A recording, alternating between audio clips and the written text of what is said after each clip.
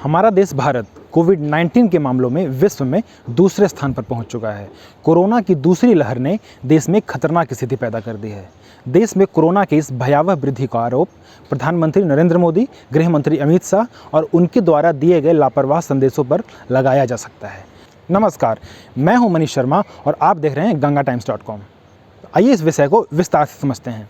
आपने देखा होगा कि किस तरह से भारतीय जनता पार्टी के दो शीर्ष नेता पीएम मोदी और अमित शाह बिना मास्क के विशाल रैलियां और रोड शो संबोधित कर रहे हैं। उनका ऐसा करना लोगों के दिमाग में भ्रम पैदा करता है।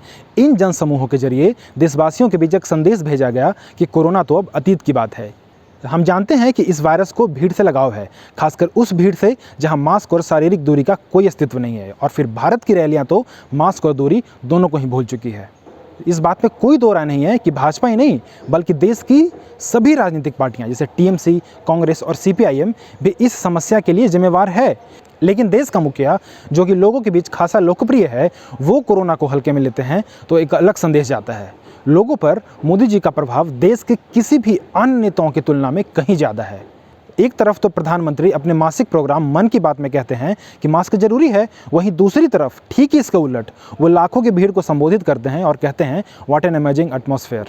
देश के दो सबसे शक्तिशाली राजनीतिक हस्तियों के रूप में नरेंद्र मोदी और अमित शाह का ये उत्तरदायित्व है कि वो लोगों के सामने उदाहरण पेश करें।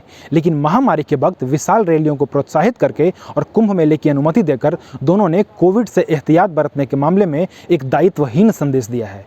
मोदी और शाह ने दिखाया है कि उनके लिए राजनीतिक और चुनावी लाभ से अधिक महत्वपूर्ण कुछ भी नहीं है, यहाँ तक कि उन करोड़ों लोगों की जान भी नहीं जिनका प्रतिनिधित्व करने का वो दावा करते हैं। यह बात परेशान करने वाली इसलिए भी है क्योंकि प्रधानमंत्री जानते हैं कि उनके शब्दों और कार्यों का क्या प्रभाव पड़ सकता है।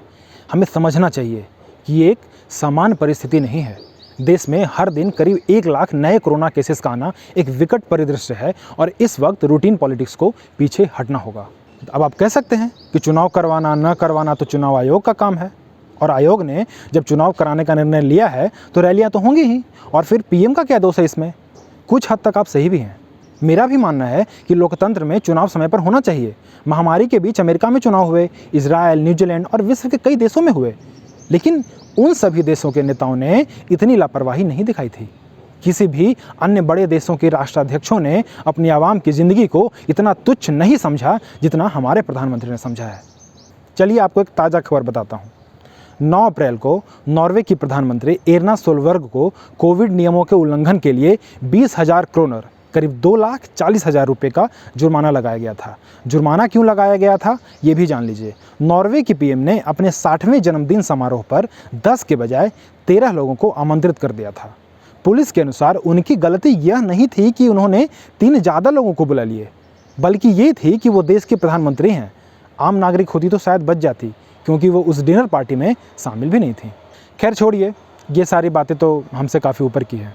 हमें तो ये भी नहीं पता कि पिछले साल जो लाखों करोड़ रुपए पीएम केयर्स फंड में दान किए गए थे उनका क्या हुआ। देश को जब इसकी ज़रूरत है तो इसकी कोई चर्चा ही नहीं है। शायद हम इसको खर्च करने के लिए अगले महामारी का इंतज़ार कर रहे हैं, या फिर हो सकता है हम इसे बंगाल के चुनाव में इस्तेमाल कर रहे हों।